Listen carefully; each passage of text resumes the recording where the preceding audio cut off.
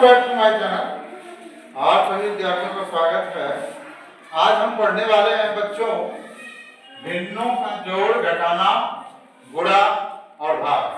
तो सबसे पहले भिन्नों का जोड़। भिन्नों को, साधारण भिन्न को कैसे हम जोड़ते हैं उसके बारे में समझेंगे।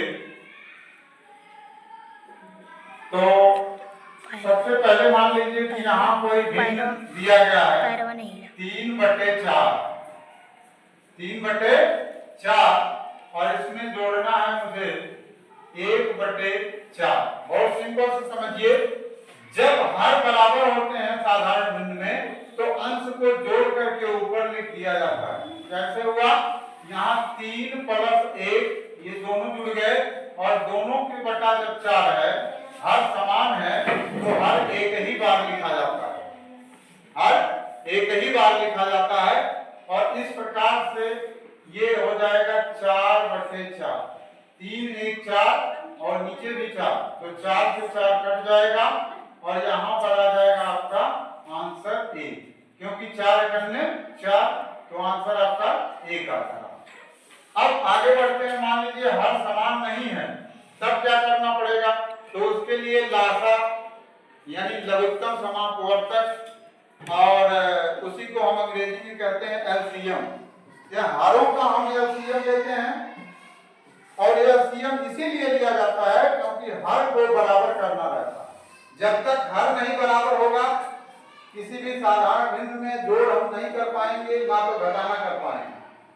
तो सबसे पहले हमें हरों को जो है बराबर करना होता है।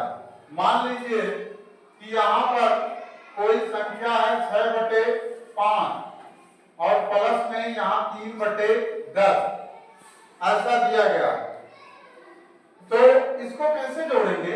यहाँ तो 10 है, यहाँ 5 है, इसको बराबर करना है और बराबर करने के लिए हमें एलसीएम लेना पड़ेगा हरों का। एलसीएम कैसे निकालेंगे? 5, 10। देखिए यहाँ 5 है, यहाँ 10 है, इन दोनों का एलसीएम जब लेंगे तो पहली बार 2 से काटेंगे, एक छोटी अभाज्य संख्या है, और 2 × 5 = 10 और 5 नहीं कटता तो उसको उतार लिया जाता है। फिर अब 5 से दोनों ये 5 कट जाएंगे, तो कट गए। अब हमारे पास जो इसका गुणनखंड प्राप्त हुआ, एलसीएम जो मिलेगा वो हो जाएगा 2 × 5 और 2 × 5 क्या आ जाएगा? 10। तो अब यहाँ हमने देखा कि इसका एलसीएम क्या आ गया? 10। तो दोनों के बटा ये 10 है, लेकिन अभी ये 5 है, इसे भी 10 करना है, और 10 बनाने के लिए इसमें कितने का गुणा करना पड़ेगा? 2 का। हालांकि यहाँ हम कर रहे हैं, आपको रखने करना पड़ेगा अगर जब लगाएंगे तो यहाँ आपने 5 में 2 का गुणा किया तो ये 10 हो गया। ये ऑलरेडी 10 पहले से है, पहले से ऑलरेडी 10 है। तो अगर आप हर में किसी संख्या का गुणा कर रहे हैं तो वही संख्या का गुणा अंश में भी करना पड़ेगा, ताकि इसके भिन्न के मान में कोई परिवर्तन ना हो। यहाँ पर भी 2 का गुणा कर दिए, तो इस हिसाब से ये क्या आ गया? 6 × 12, और यहाँ पर आपका 3 है तो 3 ही रहेगा, क्योंकि ये 10 हुआ तब जब 2 का गुणा किया गया, और उसी रेशियो से इसमें भी गुणा कर दिया गया, 6 × 12 हो गया। अब ये भी 10, ये भी 10, एक ही बार 10 लिखा गया एलसीएम के नाते। और इन हरों को अब जोड़ सकते हैं, तो 12 और 3 कितना हो गया? 15। 15/10। तो ये अभी कटेगा 5 से, काट लेंगे, इसको सरल कर लेंगे, 5 × 15 और 5 × 10, ये आंसर आएगा 3/2।